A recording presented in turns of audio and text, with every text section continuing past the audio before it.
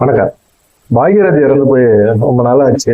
ஆனாலும் பாத்தீங்கன்னா அவரு இறுதி ஊர்வலத்துல நடந்த சம்பவங்கள் இருக்குல்ல, அது இன்னும் சமூகத்துல வந்து பரபரப்பா பேசப்பட்டுக்கிட்டே இருக்கு. என்ன காரணம் அப்படின்னு பாத்தீங்கன்னா அப்ப நடந்துகிட்ட ஒரு விஷயங்கள் தான். எல்லாருமே வந்து மைக்க நீட்டுறாங்க, கேமரா தூக்கிட்டு வர்றாங்க, ஏதாவது கேட்கறாங்க, கருத்து கேட்கறாங்க. அன்னைக்கு பாக்யராஜ் மறைஞ்சிட்டாரு. அவருடைய மறைவுக்கு அதை ஏத்துக்க முடியாம நிறைய பேர் வந்து தவிச்சிருக்கிறாங்க. குறிப்பா ராதிகெல்லாம் பாத்தீங்கன்னா அன்னைக்கு கையெடுத்து கும்பிட்டாங்க. அப்பா விட்டுருங்கப்பா, இது எங்களுக்குள்ள ஃபேமிலிக்குள்ள நடக்கிற ஒரு சம்பிரதாயம், மிக முக்கியமான ஒரு துக்ககரமான ஒரு நிகழ்ச்சி. இந்த நிகழ்ச்சியில எல்லாம் மைக்க நீட்டிட்டு கேள்வி கேட்காதீங்க அப்படின்னு சொல்லி கையெடுத்தெல்லாம் கும்பிட்டாங்க. இதெல்லாம் பார்க்கும்போது தேவையில்லாம நிறைய யூடியூப் சேனல் எல்லாம் போய் மைக்க வாய்க்குள்ளே விடுறாங்க போல இருக்கு அப்படிங்கிற மாதிரி தான் தோணுது. இப்போ அன்னைக்கெல்லாம் பார்த்தீங்கன்னா சுகாசினி எல்லாம் பேட்டி கொடுக்கும்போது சிரிச்சுக்கிட்டே பேட்டி கொடுத்தாங்க. இதெல்லாம் வந்து நிறைய பேர் வந்து யூடியூப்ல பேசி போட்டாங்க. ஒரு துக்க வீட்டில் வந்து சிரிச்சுக்கிட்டு பேட்டி கொடுக்கலாமா அப்படின்னு சொன்னாங்க. கஸ்தூரி வந்து நடந்து வந்துட்டு இருந்தாங்க. அப்போ வந்து பார்த்தீங்கன்னா இயல்பா வந்து அவங்க கேட்குற விஷயங்களுக்கு பதில் சொல்லிக்கிட்டு சிரிச்சுக்கிட்டு இருந்தாங்க. அப்போ கூட அவங்க எல்லாமே என்ன சொன்னாங்க, ஐயோ நான் சிரிக்கிற வீடியோ போட்டு இதனால பாக்யராஜோட துக்க நிகழ்ச்சிக்கு வந்தவங்க, துக்க விழா இதுக்கு வந்தவங்க சிரிச்சுக்கிட்டே வந்தாங்க அப்படின்னு சொல்லி போட்டுருவாங்களே யூடியூப்ல அப்படிங்கிற மாதிரி அவங்க பேசியிருந்தாங்க. இதெல்லாம் வீடியோக்கள் நிறைய வைரல் ஆச்சு. சரி, இந்த மாதிரி விஷயங்கள்ல இப்ப சுகாசினி வந்து என்ன சொல்லியிருக்காங்க அப்படின்னா, இது மாதிரி ஒரு துக்க வீடு நடக்குதுல, இந்த வீட்டுக்குள்ள கேமராவை தூக்கிட்டு வரவங்களை எல்லாம் செருப்பால் அடிக்கணும் அப்படின்னு சொல்லியிருக்காங்க. ஒரு விஷயம் உங்களுக்கு தேவை, ஃபீல்டில் ஒர்க் அவுட் ஆகணும், நீங்க ஃபீல்டில் இருக்கணும் அப்படின்னம்னா இந்த கேமரா தூக்கிட்டு வரவங்களுக்கு கூப்பிட்டு வச்சு கொலைய பதில் சொல்லுவீங்க. ஆனா ஒரு துக்க நிகழ்ச்சிக்கு வரவங்களை வந்து அவங்க வீடியோ எடுக்கிறது அவங்க வேலை எடுக்கிறாங்க. அவங்க லிமிட் என்ன அப்படின்னு சொல்லிட்டீங்கன்னா அந்த லிமிட்டுக்குள்ள நின்றுவாங்க. இவ்வளவு தூரத்துக்கு உள்ள வராதிங்க அப்படின்னு சொல்லுவாங்க. ஆனா பாக்யராஜ் இறந்தபோது பாத்தீங்கன்னா அப்படியே சுத்தி எடுத்தாங்க. அவரு பாடிக்கு பக்கத்துலயே வந்து கேமரா வச்சுட்டு எடுத்துக்கிட்டு இருந்தாங்க அப்படின்லாம் சொல்றாங்க. அதுக்கெல்லாம் யாரு அனுமதிச்சா? உங்க தரப்புல, பாக்யராஜ் தரப்புல யாராவது அனுமதிச்சிருப்பாங்க. அதுக்காக வந்து செய்தியாளர்கள் ஒட்டுமொத்தமா எல்லாத்தையுமே மட்டமா கேமரா தூக்கிட்டு வந்துடாதீங்க, இதை வந்து சர்க்கஸ் கூடாரமா மாத்திராதீங்க. இந்த லைவ் ப்ரோக்ராம் நேரடியா பாக்யராஜ் வீட்டுக்கு வர முடியாத ஒரு சூழ்நிலை இருக்கும். பாக்யராஜுக்கு இறுதி அஞ்சலி செலுத்த முடியாத பாக்யராஜ் வயசுள்ள நபர்கள், பாக்யராஜோட தொண்டர்கள், ரசிகர்கள் அப்படின்னு சொல்லி ஏகப்பட்ட பேர் இருக்கலாம். அவங்க எல்லாம் டிவியில பார்த்து தான் இந்த நிகழ்ச்சி எல்லாம் தெரிஞ்சுக்குவாங்க. பாக்யராஜா இந்த மாதிரி அந்த படத்துல கூட நடிச்சவங்கப்பா அவங்க நடிச்சாங்க, ஏன் இவங்க வரல, இவங்களுக்கெல்லாம் பாக்யராஜ் எவ்வளவு முக்கியத்துவம் கொடுத்தாரு, நம்ம தலைவர் இவ்வளவு தூரம் வந்து அவங்களை வளர்த்து விட்டார்ல, அவங்கெல்லாம் ஏன் வரல அப்படிங்கிற ஒரு கேள்வி எல்லாம் கேட்பாங்கல்ல. அந்த இடத்துல உட்காந்துக்கிட்டு அவங்க பாக்குறதுக்கு தான் இந்த லைவ் அப்படிங்கிற சில விஷயங்கள் பாரு. நீங்க கேமரா தூக்கிட்டு வரவங்க எல்லாம் செருப்பால் அடிப்பேன் அப்படின்னு சொன்னா அதெல்லாம் ஏத்துக்க முடியுமா? இது மாதிரி சுகாசினி பேசுறாங்கல்ல, ஏன்னா இன்னைக்கு அவங்க ஃபீல்ட்ல இல்லை அப்படிங்கிறனால இந்த கேமரா தூக்கிட்டு வரவெல்லாம் உங்களுக்கு வேஸ்டா போடுது. அப்படி வந்து ஒரு இது பண்றீங்க. அன்னைக்கு இருக்கிற சூழ்நிலை என்ன சூழ்நிலை, எனக்கு ரொம்ப கஷ்டமா இருந்தது.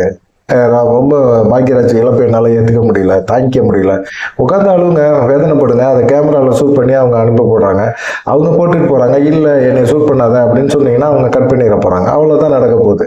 இதுக்கு போய் ஒட்டு மொத்தமாக ஒவ்வொரு இப்போ எல்லாம் என்ன நினைக்கிறாங்க அப்படின்னா, ஒவ்வொரு இறப்புக்கும் இவங்க போகிறாங்க, முக்கியமான நபர்கள் இறப்புக்கு இவங்க போகிறாங்க அப்படின்னா இவங்க செய்கிற ஒவ்வொரு சேட்டைகளும் வந்து வெளியே தெரியுது. இவங்க துக்கமாக இருக்கிற மாதிரி அந்த வாட்ஸ்அப் படி போனோன்னு தான் அந்த துக்கத்தை காட்டுறாங்க.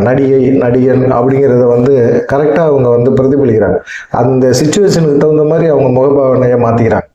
மற்றபடி அவங்கெல்லாம் பெருசாக வந்து பாக்யராஜ் இறப்பு எங்களை மிகவும் பெரிய அளவில் பாதிச்சிச்சு, 2 நாள் நாங்கள் சாப்பிடல அப்படின்லாம் அவங்களாம் சொல்லுங்க. அதெல்லாம் பேச மாட்டாங்க. சாப்பிட்டுட்டு வந்து உட்காந்து தான் அங்கே இருப்பாங்க. அப்புறமா கிளம்பி மாத்திரை போட்டுக்கிட்டு அப்புறமா போய் திரும்பவும் சாப்பிட்டுட்டு போய் தூங்கிடுவாங்க. அவ்வளோதான். ஆனா இதுக்கு வந்து பாத்தீங்கன்னா சுகாசினி, ராதிகா இவங்க எல்லாமே வந்து கொஞ்சம் ஓவரா எமோஷனல் ஆயிட்டாங்களோ அப்படின்னு சொல்லி தான் தோணுது. இப்ப கஸ்தூரி வேற வந்து சொல்லியிருக்காங்க, சுகாசினி சொன்னது என்னது செருப்பால் அடிக்கணும் அப்படின்னு சொன்னது வந்து தப்பு இல்லைன்னு தான் எனக்கு தோணுது.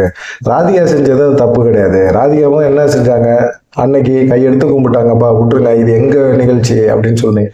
உங்க நிகழ்ச்சினா உங்க நிகழ்ச்சியில யார் வர சொன்னது? கேமராமேன்கள். சரி, அவங்களே தூக்கிட்டு வராங்க அப்படின்னா இதுக்கு நாங்க அனுமதி இல்லைங்க, விட்டுருங்க அப்படின்னு சொல்லி அவங்கள விரட்டி அவங்களுக்கு ஒரு ஆட்களை வச்சு அவங்கள வந்து வெளியே தள்ளி இருக்கலாம்ல. ஆனா நீங்க வெளியே தள்ளினாலும் அதை வீடியோ எடுத்து வெளியிடுவாங்க. அவ்வளவுதான், அவங்களுடைய வேலை அதுதான். நீங்க எப்படி நடிக்கிறதுக்காக சம்பளம் வாங்குறீங்களோ அதே போல அவங்க இந்த நிகழ்ச்சியை எங்களுக்கு பண்ணி கொடு, போய் அங்க போய் எடு அப்படின்னு சொல்லி அவங்களுக்கு சம்பளம் கொடுத்து ஒரு நிறுவனம் வச்சிருக்கல, அவங்க அந்த வேலை தான் செய்வாங்க.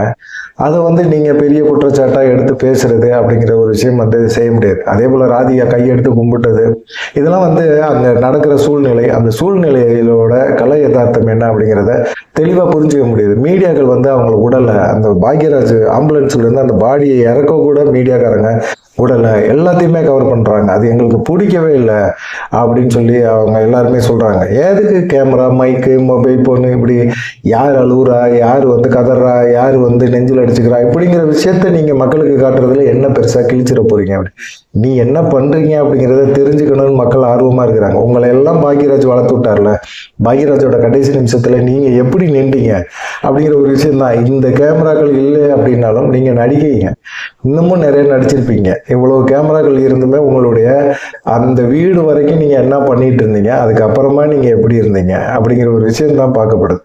அதே போல வந்து கஸ்தூரி என்ன சொல்லியிருக்காங்கன்னா, சிவகுமார் ஒரு ட்ரிப்பு வந்து ஒருத்தர் போனை வந்து தட்டி விட்டார்ல, அப்போ அதை வந்து நியாயப்படுத்துறாங்க. அவர் என்ன எமோஷ்னலாக இருந்தார், அந்த ஃபோனை தட்டி விடும்போது அவருக்கு என்ன காரணங்கள் இருந்தது? ஏன்னா இதே கஸ்தூரி தான் ஒரு விழாவில் வந்து கார்த்திகோட பட ப்ரொமோஷனில் பேசும்போது சொன்னாங்க, உங்கள் அப்பாட்ட வந்து ஒரு செல்ஃபி எடுக்கணும்னு ஆசை, ஆனால் அவர் ஃபோனை தட்டி விட்டுருவாரோன்னு பயம் இருக்குன்னு சொல்லும்போது கார்த்தி வந்து பேசினாப்புல, தேவையில்லாத பேச்சை தேவையில்லாத இடத்துல பேசக்கூடாது, எங்கள் அப்பா ஏன் தட்டி விட்டாரு அப்படிங்கிறதுக்கு ஒரு காரணம் இருக்கும் அப்படின்னு சொல்லி அவர் சொன்னார். அனுமதி இல்லாம ஒருத்தங்க முகத்துக்கு முன்னாடி கேமராவை தூக்கிட்டு வந்து நிக்கிறாங்க, தொந்தரவு பண்றாங்க, எங்களுடைய சந்தோஷத்தை, எங்களுடைய கஷ்டத்தை, எங்களுடைய துக்கத்தை வெளியே காட்டணும்னு நினைக்கிறாங்க, அதுக்கு போட்டி போடுறாங்க. இதெல்லாம் வந்து எப்படிப்பட்ட ஒரு மனநிலை பாத்தீங்களா அப்படின்னு சொல்லி கஸ்தூரி பேசியிருக்காங்க. இது பார்க்கும்போது சிரிப்பாக தான் வருது. ஏன்பா, உங்களை வளர்த்து விடுறதுக்கு மீடியாக்கள்லாம் தேவை. இன்னைக்கு நீங்கள் ஃபீல்டு அவுட்டு, ஃபீல்டில் இருக்கீங்களா இல்லையா அப்படிங்கிறதே தெரியாது. அப்படிப்பட்ட ஒரு சூழ்நிலையில் உங்களை இன்னமும் நீங்கள்லாம் வந்து இருக்கிறீங்க அப்படின்னு சொல்லி ஒரு இதை காட்டினா அதையே நீங்கள் வந்து பெரிய ஒரு விளம்பரப்படுத்திக்க பார்க்குறீங்க அப்படிங்கிறது தான் தோணுது. அதுலேயும் வந்து ஒரு விஷயத்துக்கு இன்னொன்று சொல்லியிருக்காங்க கஸ்தூரி. என்ன சொல்லியிருக்காங்க அப்படின்னா, நான் எங்கள் அண்ணனோட கூட பிறந்த அண்ணனோட நின்று ஒரு ஃபோட்டோ எடுத்தா நிறைய யூடியூப் சேனலில் அந்த கூட நிற்கிறவர் யார் தெரியுமா, இந்த நபர் யார் தெரியுமா, கஸ்தூரியோட இருக்கிற மர்ம நபர் யார் அப்படின்னு சொல்லி தலைப்பெல்லாம் வச்சு பேசுகிறானுங்க. என்னடா நீ, என் கூட இருக்கிறது என் கூட பிறந்த அண்ணன் கூட நின்று ஃபோட்டோ எடுத்தா மர்ம நபர் யாருங்கிறானுங்க. ஒருத்தன் கூட அண்ணன்னு சொல்லவே இல்லை.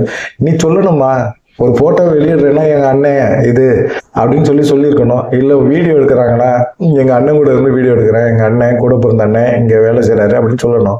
ஒரு பிரபலம் ஆகுறீங்க அப்படின்னா அந்த பிரபலத்துக்குன்னு சில தொந்தரவுகள் இருக்கதான் செய்யும். பப்ளிசிட்டி எவ்வளவு தூரம் போகுதோ அதே அளவுக்கு தொந்தரவுகளும் அதே அளவுக்கு இருக்கதான் செய்யும். அதுக்காக நீங்க வந்து எல்லாத்தையும் கேவலமா பேசுவேன் அப்படின்னு சொன்னா அது நல்லா இருக்குதா? எங்க சொந்த அண்ணனே வந்து தப்பா பேச ஆரம்பிச்சுட்டானுங்க. எனக்கு அதை பார்க்கும்போது சிரிப்பா தான் இருக்குது. ஒவ்வொரு யூடியூப் சேனல்காரனும் ஒரு கதையை கட்டி விடுறான், ஏதாவது ஒரு கதையை கட்டி விட்டுட்டு அவன் பாட்டுக்கு இருக்கிறான். ஏண்டா உங்களுக்கு என்னதான்டா பிரச்சனை, எங்க இருந்துடா வரீங்க நீங்கெல்லாம் அப்படின்னு கேட்க தான் தோணுது எனக்கு அப்படின்னு சொல்லி கஸ்தூரி சொல்லியிருக்காங்க. சரி, அதெல்லாம் பத்தி எங்களுக்கெல்லாம் பிரச்சனை கிடையாது. பாக்யராஜ் இறுதி அஞ்சலி செலுத்த வந்த நீங்க அங்க நடந்துகிட்ட விதம் இருக்குல்ல, இவ்வளவு கேமராக்கள் இருந்தாலுமே நீங்க நடந்துகிட்ட விதம்லாம் இருக்குல்ல, நிறைய சம்பவங்கள் வந்து அந்த மீடியாக்கள் தான் வெளிப்படுத்துச்சு. நீங்க உண்மையிலேயே வந்து பாக்யராஜ் இறந்து போயிட்டாரு அப்படிங்கிறதுக்காக அந்த துக்கத்துக்காக நீங்க வந்த மாதிரியே தெரியல. வந்திருக்கிறீங்க, அது என்னக்கா ஒரு கருப்பு கலர் ட்ரெஸ்ஸை போட்டுக்கிட்டு வந்து துக்கமா இருக்கிறேன் அப்படின்னு சொல்லி பேசுறது. சுஹாசினி எத்தனை தடவை செய்தியாளர் சந்திப்புல செய்தியாளர்களை கேட்ட கேள்விகளுக்கெல்லாம் சிரிச்சுக்கிட்டே பதில் சொன்னாங்க. அது என்னுடைய இயல்பு அப்படின்னா, மனசுக்குள்ள துக்கம் இருக்கு அப்படின்னா சிரிப்பு வராது. ராதிகாவுக்கு வந்து எமோஷனலா இருந்தாங்க, அவங்க சிரிக்கல, அழுதாங்க, கையெடுத்து கும்பிட்டாங்க, எங்களை விடுங்க, தொந்தரவு பண்ணாதீங்கன்னு சொன்னாங்க. இவங்க வந்து எல்லாருமே அந்த மாதிரி தான் இருந்தாங்க. அதே போல வந்து பாத்தீங்கன்னா நிறைய கஸ்தூரி வந்து கூட வரும்போது கூட சிரிச்சுக்கிட்டே தான் வந்தாங்க. இந்த மாதிரி நிறைய பேரை வந்து வெளிக்கொண்டாடுறது உண்மையான துக்கம் அப்படி இருக்கணும்னு அவசியம் கிடையாது. ஒரு கடைசி நேரம் மரியாதை செலுத்த தான் வராங்க. அவங்க கண்டிப்பாக அழுவணும், போகணும், சிரிக்கக்கூடாது, அழுதுகிட்டே இருக்கணும் அப்படின்லாம் எதிர்பார்க்க முடியாது, எதிர்பார்க்கவும் கூடாது. இன்னைக்கு இருக்கிற காலம் சூழ்நிலை எல்லாமே வந்து மாறிடுச்சு. மாற்றங்கள் எதிர்பார்க்கறது அப்படிங்கிறது மிகப்பெரிய ஒரு தப்பு அப்படின்னு தான் தோணுது. கஸ்தூரி சொன்னதை நீங்கள் எப்படி பார்க்குறீங்க? அதே போல் சுஹாசினி இந்த இளவு வீட்டில் வந்துட்டு மைக்கை நீட்டிக்கிட்டு வாய்க்குள்ளே மைக்கை விடுறானுங்கள, இவங்களை செருப்பால் அடிக்கணும்னு சொன்ன அந்த ஒரு விஷயத்த நீங்கள் எப்படி பார்க்குறீங்க அப்படிங்கிறத மறக்காம கமெண்ட் பண்ணுங்கள். நன்றி, வணக்கம்.